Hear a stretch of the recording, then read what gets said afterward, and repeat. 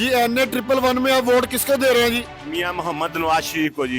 मेरा कैद मियां मोहम्मद नवाज शरीफ है, मैं उनको वोट दे रहा हूँ। जी हम इंशाल्लाह मियां मोहम्मद नवाज शरीफ का जो भी कैंडिडेट होगा उसको वोट देंगे।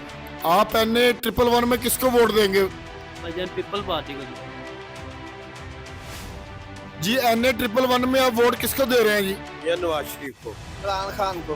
एनए 111 में आप किसको वोट दे रहे हैं जी? वोट भट्टो दा।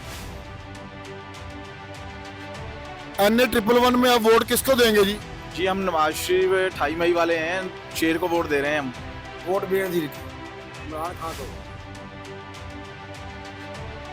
जी आप एनए 111 के लिए वोट किसको दे रहे हैं? इंशाल्लाह जमात इस्लामी।